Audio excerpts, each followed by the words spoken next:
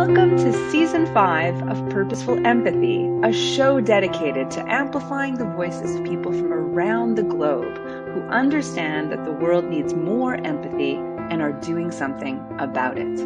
Today's episode was brought to you by Grand Huron International, an on-demand coaching provider for individuals and companies. Thanks for watching the show. Enjoy.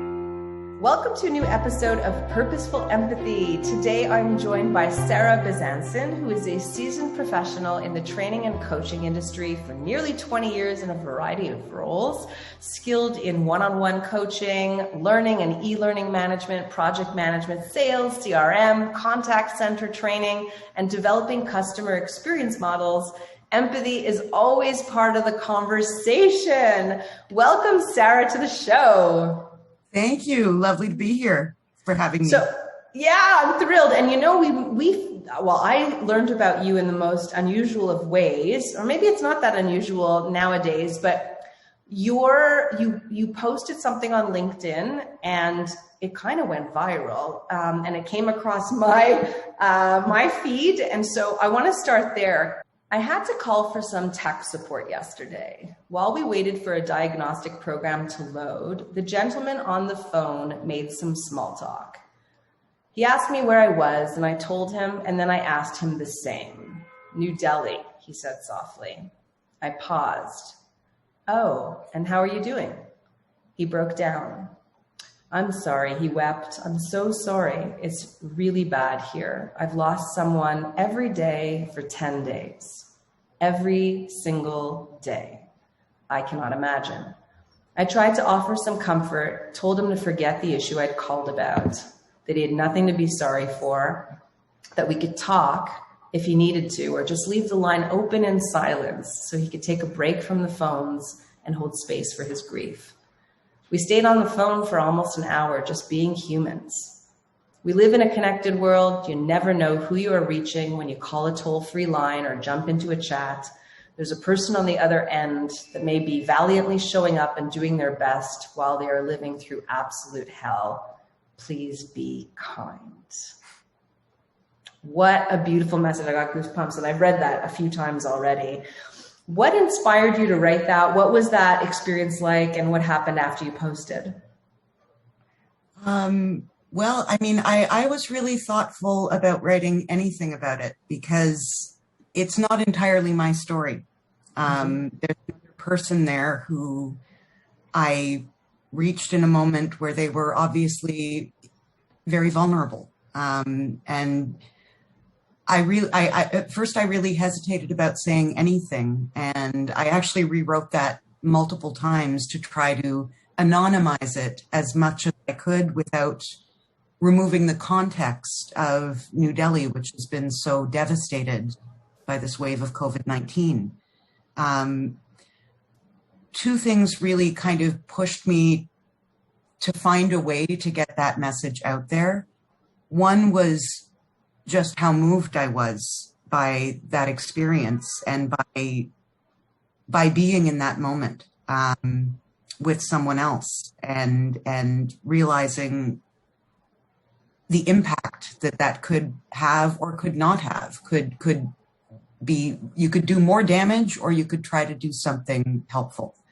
And certainly ignoring what I was hearing was not an option, you know, like saying, oh, I'm just going to withdraw and get yourself together, please. It's so uncomfortable for me that you're having these feelings.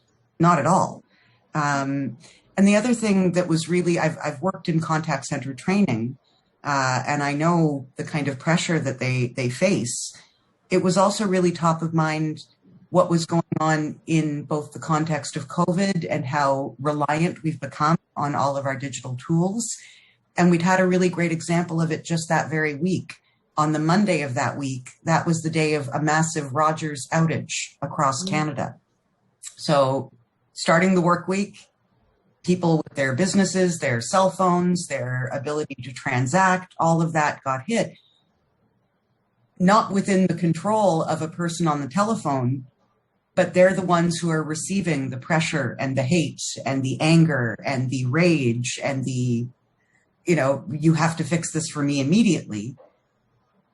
And there's really not a lot that they can do other than acknowledge and empathize and track the issue and recognize the frustration being caused to others in that. And I really was thoughtful about the fact that many of those people are probably in exactly that same setting. So many of these contact center experiences we have do reach people overseas. And, you know, kind of imagining someone who's really frustrated because they can't get into their phone and they want to tweet with their friends, calling and expressing that kind of anger and outrage to someone who's trying to show up and not able to say, I lost my mother 3 days ago. My entire family is sick right now. I have to surrender my phone and put it in a locker because these are secure environments. I have to spend my day wondering if I'm going to open that locker at the end of the day to a series of text messages letting me know who else has died. And I can't, for me, I would be completely dysfunctional in that context. I can't imagine having to answer a phone and attend to others as what I have to do every moment of every day on a job, and bring my courtesy and bring my kindness when the scales are so imbalanced in terms of who needs support in that moment. So when you were on the call with him, do you think it's like your general kindness and empathy as a person, or your professional training as somebody who understands like call center dynamics very well, or a mixture of both? Like, what allowed you to show up in the way that you did that day?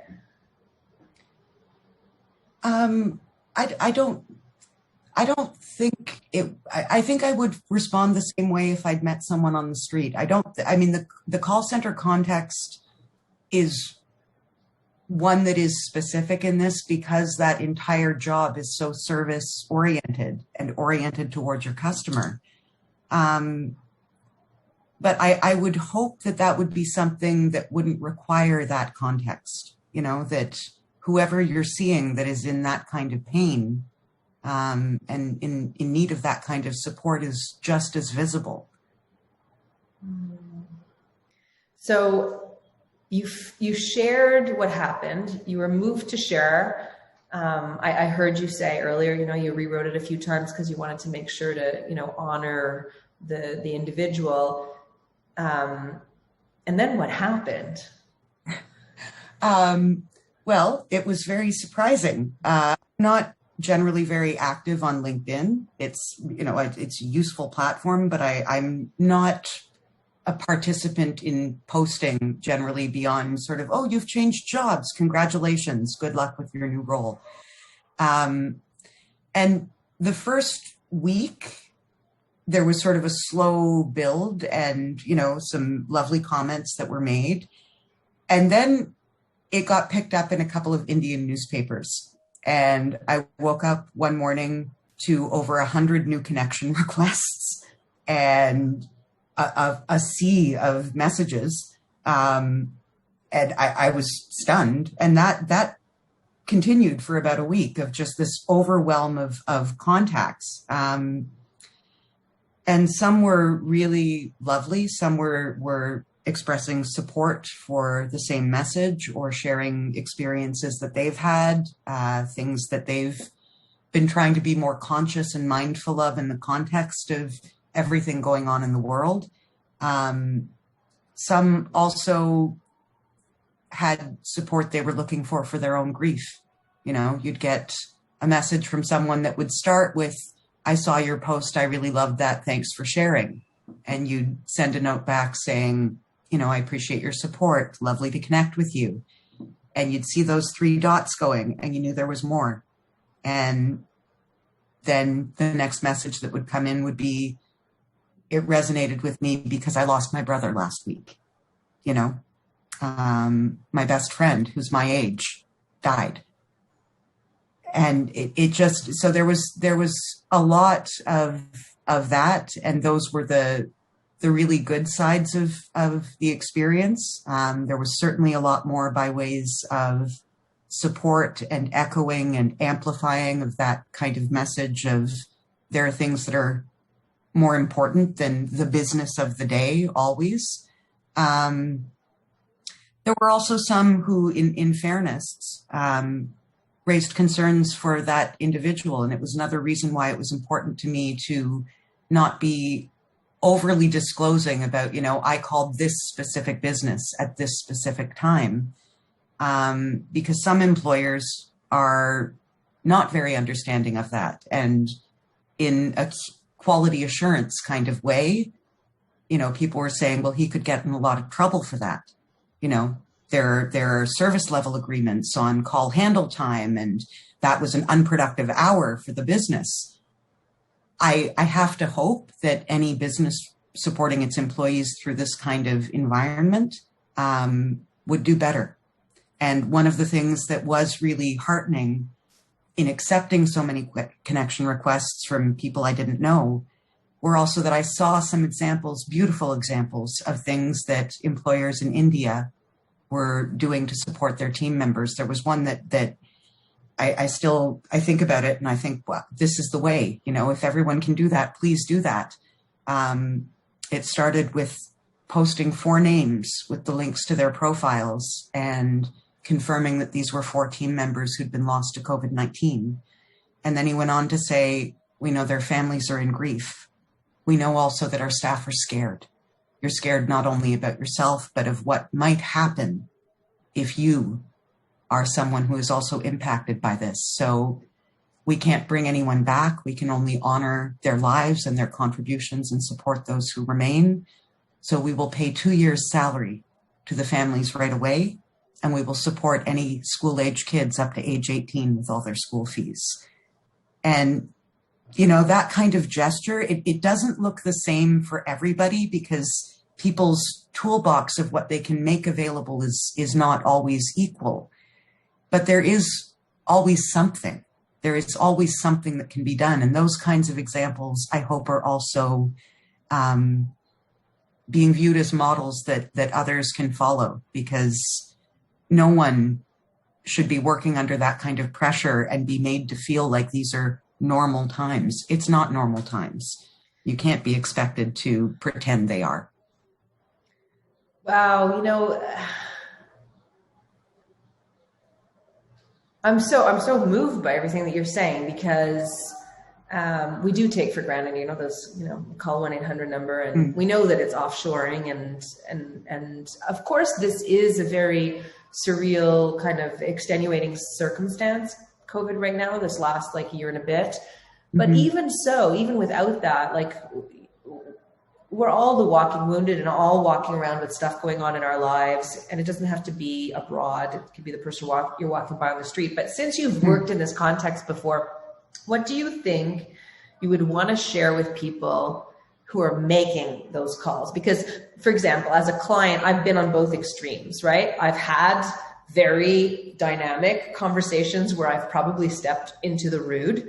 But I've also, I'm not pleased to say that out loud, and to own We've that. all done it. It's okay. We've all done it. Yeah. It's happened to all of us. But it feels even worse because I'm the empathy gal, right? So I really should, do better. And I have over years gotten better at that, but I'm not perfect.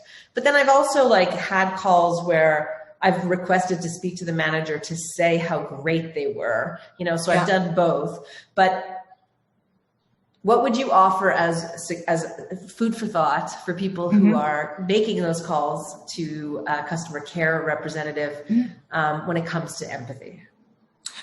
Well, I think you landed on something important there, is that it is actually different for everyone. And you can be a really empathetic person who also has moments where that falls off the table. You're focused on other things. You're focused on yourself. You're focused on a pressure to get something done quickly.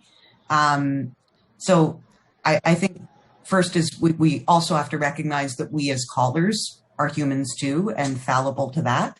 But I think it can look different for everyone. And not everyone's vocabulary and way of demonstrating empathy is going to be the same. So you may need to balance both those things as the caller. One of the things actually that I find really interesting in the space is early on when I was working much more in the quality assurance space, technology was still trying to catch up to voice recording systems and being able to listen to hear, oh my gosh, was there a problem in that call? Did somebody get upset? And what they'd be listening for were things like swear words, raised voices, yelling. But what I more often hear, and where I think it's the balance, is people taking a very controlled tone. Like, you may have some frustration, but we're not going to fall into the kind of abusive conversation. It's things like, I'm going to repeat my need. It hasn't been understood. I'm going to give voice to the fact that this isn't the resolution that I was expecting or hoping for that meets my expectation. But I'm not going to put it on the back of the individual to whom I'm speaking, because almost inevitably, that person is already offering you everything that is within their control. You know, they're offering you what they have in their toolbox to resolve something. They're taking that concern seriously. If you're saying it's not meeting my expectation, they're documenting, you know, in their notes, this wasn't someone who was satisfied, or I'm going to let my supervisor or my team lead know, so that we can at least start to gather those experiences and see how, as an organization, we might be able to do better. Those decisions are not in their hands in that moment.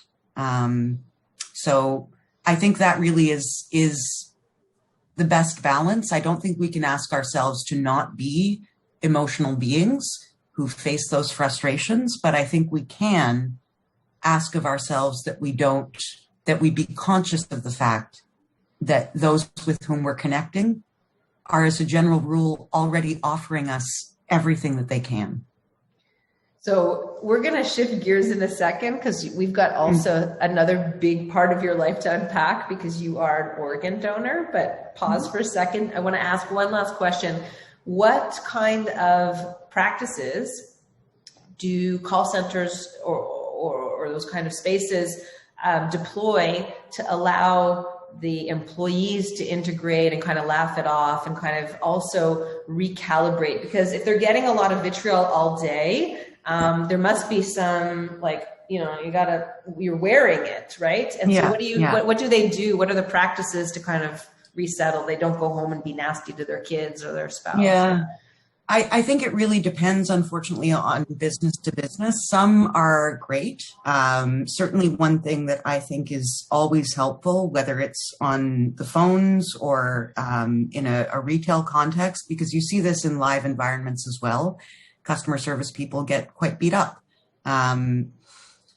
is being organizationally willing to offer someone a break and take them at their word. If somebody on your team comes to you and says, I just had a really terrible call that I had to manage with someone who was abusive, I need to take 10, you know, and reset.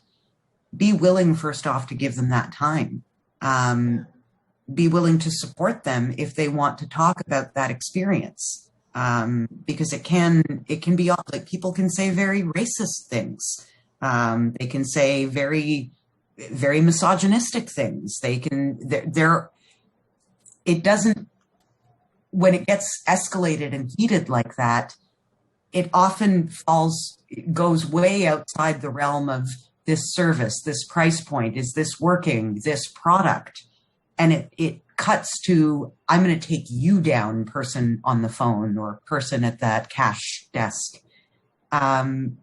So making space for it, recognizing that, number one, they don't need to tolerate that, and empowering staff to say, these are kind of the boundary lines where, yeah, absolutely, you have the right to end that interaction, you know, whether on the phone or on a chat or in a store. You can request that person leave, you know. Yeah. If that line gets crossed, that's okay. We give you absolute support in making that decision, because you're not here to be abused.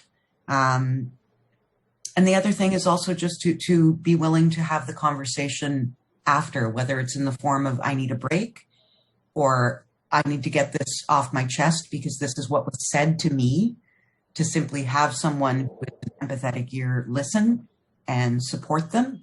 I think those are two really important things that employers can do to support those who are providing frontline customer service. Yeah, great. And I can relate because I was on a crisis line for a Montreal Sexual Assault Center, and we had a modality that, like, if we had a tough call, we could speak to our backup, like a backup volunteer, just to debrief. Yeah. So that really resonates for me. I'm just wondering, as a last question before we move on, have you seen a big change at a sort of aggregate level over the last few years in terms of the kinds of calls and the volume and just because I'm thinking, like, that must be such a signal to the way we are living our lives that we are ready to take somebody down. Like, we obviously are full of like rage or hostility that we have a call with a perfect stranger. We want to take them down. Like, has that gotten worse over time? Well, I'm not, my most recent role has not been related to contact centers, so I'm not sure I'm best positioned to speak to the most immediate trends. But I would have to hazard as a guess that yes, it is getting worse.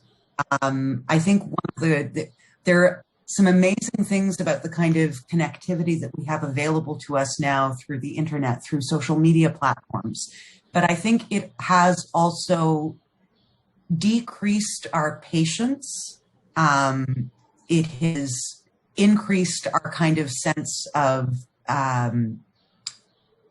detachment from the fact that behind all of that are humans as well. You know, we're willing to see something someone says and we disagree and right there, you know, take that. And I have my moment of feeling okay about myself. And then maybe I look back at that and go, I wouldn't have said that to your face.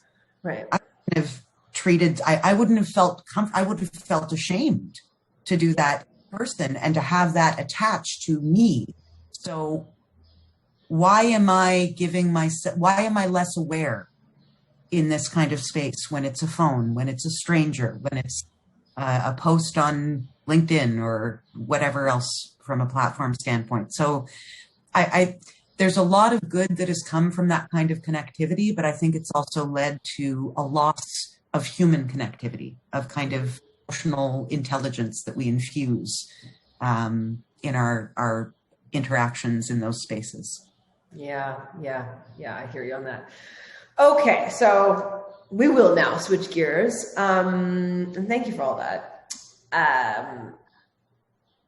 A few years ago when I was doing my research for my doctoral work, I came across a bunch of literature that looked at sort of the extremes of empathy in a positive way. And the literature always kind of pointed in the direction of, like, the biggest act of empathy that exists is like the act of like giving an organ to someone. And here you are as an organ donor. So I would love to unpack what the on-ramp was in terms of your thinking, what the experience was, and any kind of how you've integrated that into your life, how you see things differently. Has it changed you? Has it changed the way you look at yourself or empathy? So all of that. Sure. Well, it was a very long journey in my case that started with someone in my extended family who went into end-stage renal failure. And as that disease progressed, it's a quite predictable course with renal failure. You start to see decline of function, and then you reach a point sort of between 10 and 20% function where they say, it's up to you to make the call as to whether or not this is too much, and you go on dialysis. When you're at 10% or lower, you can't live. So you need dialysis. And he'd certainly reached that stage and was also in a very difficult category for whom to find a donor match. I also have a very dear friend who I've known for 25 years, for whom kidney disease runs in the family. And she has multiple generations who have both needed and donated organs. So I knew it was possible through her. and seeing that she had successfully received a donor kidney and is thriving. And I was curious to first think, is this something that I would even be eligible for? Like, who knows what's going on in there? Maybe they're rotten. Huh? So I went in to start the testing process, and I was actually quite surprised to find that apparently I grow great kidneys. Woo! Who knew? So once they recognize that you have the ability to donate, the next question is, do you want to? You know, is that something, now that you have that piece of the puzzle? Let's really think about this, because at this point, that's sort of could be go time. In my case, I was not a direct match for the person in my life who was in need. So we went into the paired exchange program, where they try to match up mismatched chains across the country. And it was a really long process. We were in that for 5 years. They run these cycles every 4 months, trying to find pairs. And there were some challenges because, you know, he was in a more challenging category on blood type and other important markers for health, to find a match. So we actually didn't on the first pass, even on that cycle. So it came as a surprise to me. They call you after the system is run through. And I was like, here we go again. We've got another call saying it's run, no match. We'll run again in 4 months. And out of the blue one day at the office, the donor coordinator called me to say, we've had a chain that broke, and you and Tony are the repair. If you're ready to go, this would be imminent. This would be in the next few weeks. And I couldn't, I mean, it had been such a long time that it almost felt at that point like it would never happen. And that you just, you know, you stayed in it on a wing and a prayer, but, and that was it. And 2 weeks later, 2 weeks later exactly, he was in surgery, and 2 weeks and a day I was in surgery.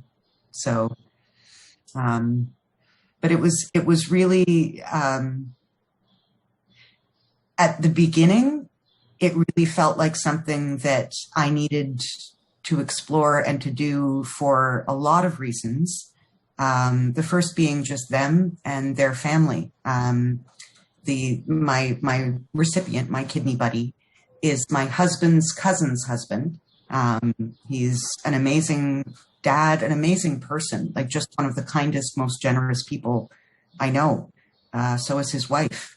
She is a fierce mama bear and an amazing advocate who dedicates huge amount of energy to supporting families of kids with autism and to advocating for services for them, on behalf of certainly their son, who's this wonderful, brilliant little guy, Charlie. My gosh, I can't believe how big he is. I can't believe how big he is. But also on behalf of community. And the idea of losing that, I mean, I could just see how much they need and rely on each other. And it was not acceptable to me to think there's something that could help here.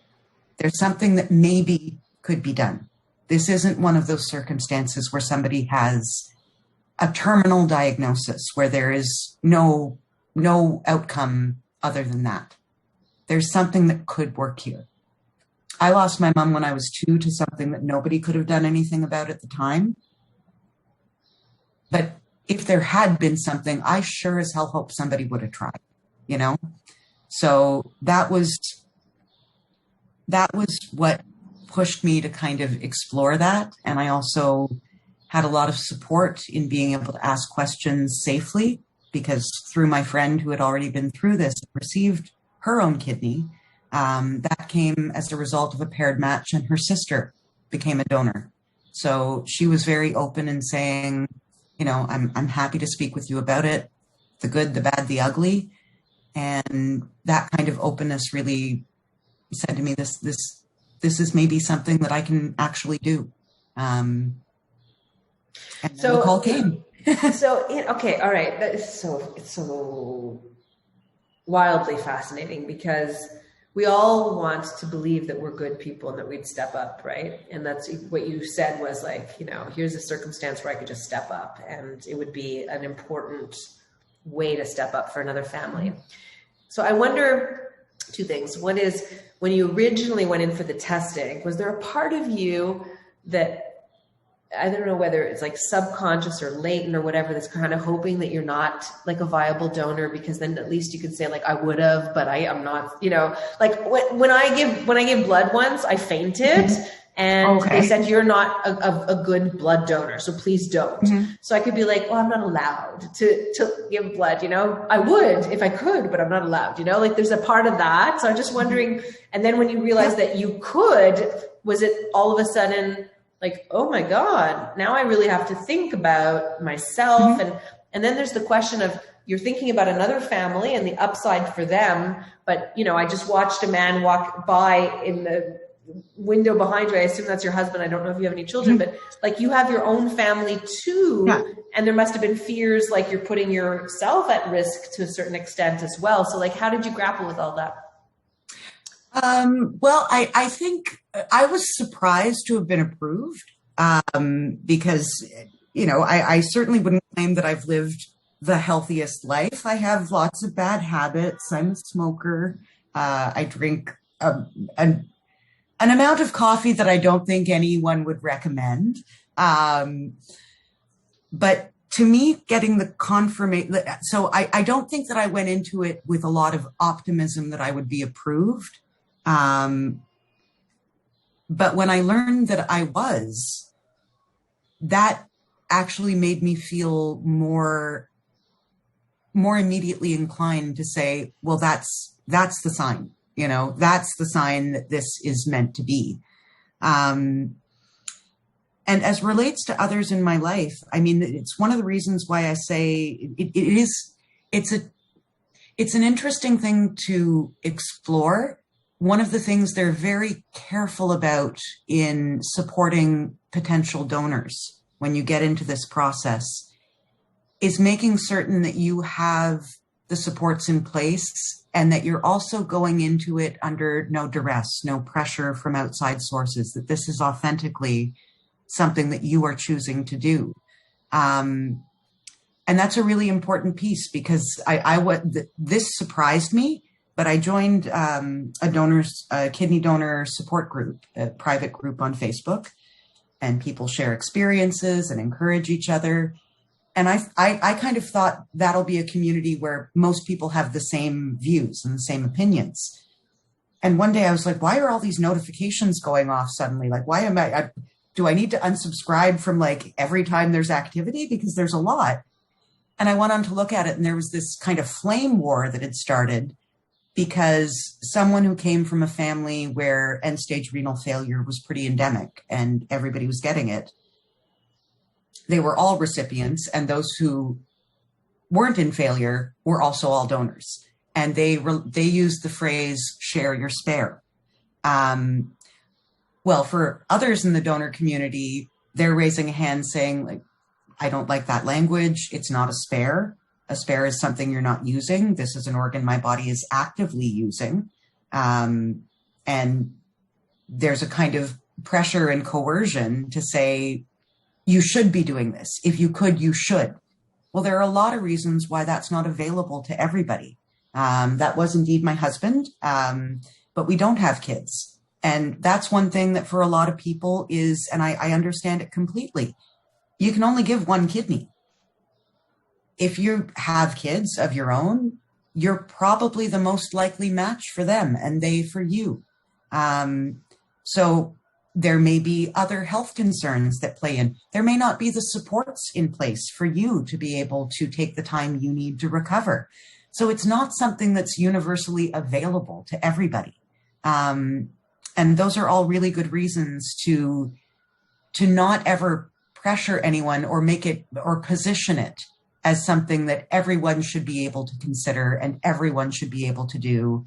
And it's, you know, are you a good person or are you not a good person? Oh, you could because yours are healthy, but you didn't. Shame on you. No, there are really complex things that factor in to that decision. And you asked earlier, did it change my outlook? Yeah, there are some things that I didn't anticipate as outcomes from this that have really enriched my life. I mentioned losing my mom when I was very small, and it wasn't a conscious thing, but knowing that she died at age 34, I kind of grew up with just an ingrained expectation that I didn't expect to be here this long myself. That any sort of illness that was raised, I didn't have an optimism that somebody could have a good outcome. And that's changed markedly. Like I now see people, and I'm at an age now where those things are starting to happen more, where you're like, oh, okay, a friend with breast cancer, a friend with endometriosis, a friend with all of these things that are cropping up that we're feeling more. And I don't feel the same kind of fatalistic sense that them's the breaks. What a bummer. There's no way anybody can do anything to help. So that really has been transformative. And how about the relationship with the recipient? How's that been? It's special. It is special. It is one that I will not have with any other person on this earth. That's my kidney buddy. And I think one of the things that we're in I think a good place with it now. I think there was a big sense of we need to do something grand to repay this. How can we repay this? We'll send you on a trip. We'll do. And for me, we finally gotten to a place where we can, I think, all see that I already got my gift. My gift is that feeling that I just talked about the change of perspective. But it's also seeing you together. It's knowing that you're there for your son. My mom had no choice. She couldn't be here for me. You can now be there for this precious, amazing little boy. You can be there and be present and not be sick, not be exhausted all the time, not have to surrender 3 nights of your week every week to going to the hospital for 6 hours for dialysis, never being able to leave town or take a holiday because you can't be away from that kind of treatment. You can have your life. And I'm so that is something that means so much to me to see, and especially through pandemic. Like I can't imagine seeing my cousin struggling with her wonderful young son alone through this past 14 months, like knowing that they have each other to lean on. That's the gift. Yeah. Wow. That's so beautiful. I'm so moved by that. Really. That is so beautiful.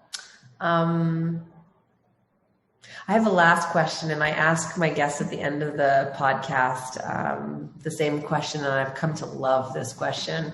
Sorry, you've been super, super generous with all of your time. But if you'll indulge, is there something that comes to mind, a story of when you were on the receiving end of empathy, what I call purposeful empathy, so empathy on purpose, and what it meant for you?